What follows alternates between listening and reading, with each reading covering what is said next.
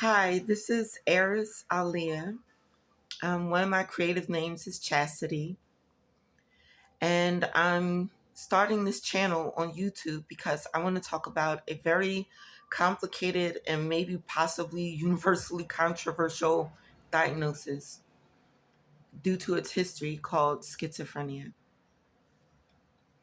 I am a patient who has been diagnosed with schizophrenia probably since about 2007. Um, and I'm basically doing this because one, there's nobody to talk to. Like normally in a normal stream of being out and about in the neighborhoods, going shopping.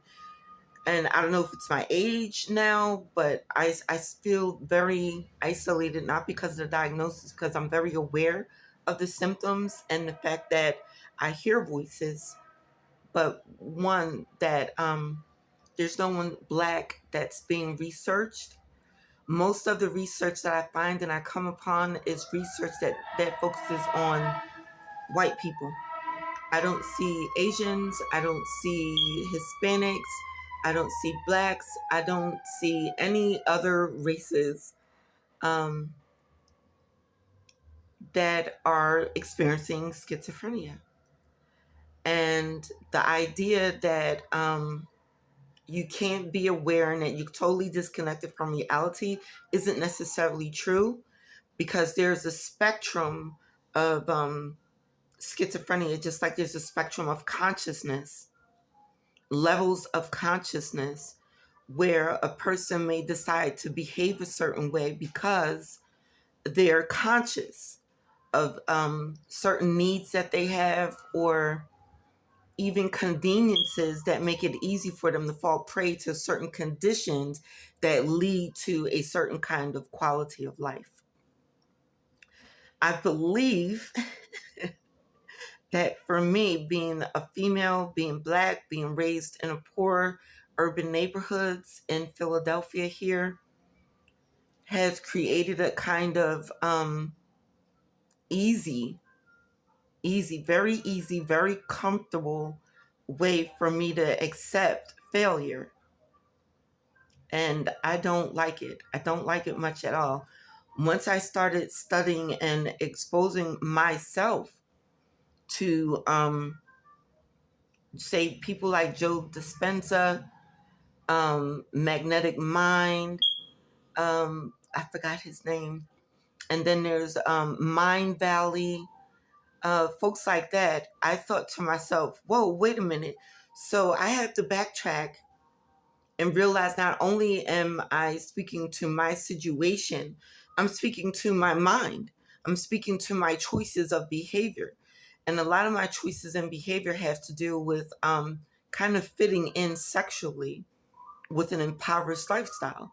So the idea is that I allow myself to settle for sexual relationships in place of self-love, self-awareness, and how that could evolve into a certain kind of behavior. Certain being self-aware, you're knowledgeable about yourself and what really makes you tick, what makes you happy, what makes you sad, what makes you feel on edge, what makes you feel crazy, what makes you feel special, what makes you feel important. And these feelings, I never allowed myself to be conscious of. And now I actually experience voices, and the voices, extraordinarily, are usually very, very positive, but there's a lot of them. And in schizophrenia, and this is part of my advocacy here, in schizophrenia, they say that people typically don't have as many voices as I have. So that's the one thing. I think I have the wrong diagnosis. Um, and two, I'm very aware of the voices, and I don't try to engage them because I feel like my argument is kind of like, well, if you're real, prove yourself to other people. There shouldn't be a problem with you being able to acknowledge other people's rights to be in my world, to be in existence, and to be able to let them know that you're here and that you exist. So that doesn't happen. So I let it go. Um, I'm not afraid of it. And one of the things I've said to myself, I said, if I ever have a commanding voice, it's going to know the better of me. Because, and something happened. There was like a slip in my conscious or something, and I felt it. I felt the energy shift in my brain, in my skull. And there was a voice that said something really negative. And I thought, you're a real creep. I'm not letting loose on that. I'm not following you. Like, you can have it by yourself. So the idea to me is that you can really counter it and you can be stoic about it. You can get your arms up and really embrace the idea that you have your own mind and you have your own will, and you don't. And just like if a person came up to you in the street and just was like, yo, take this gun, nigga, and you go make this drop for me, and then just gave you a bag of gun, and you supposed to just go off and go and do this thing. That's like a strange voice, a weirdo voice just coming at you from out of nowhere. And even when it's positive, like, I love you, I'm never leaving you. Like, are you kidding me? You can't be serious. That's I'm not swallowing that. So the idea too is that I think some people think, and I'm just looking at people's behavior, because if you know that a person hears voices, I think a lot of times you expect those people who hear voices that they're going to project something of those voices onto you.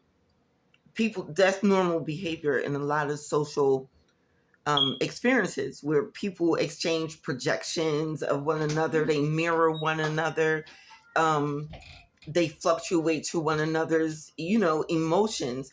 And a lot of times, you don't necessarily get to be authentic.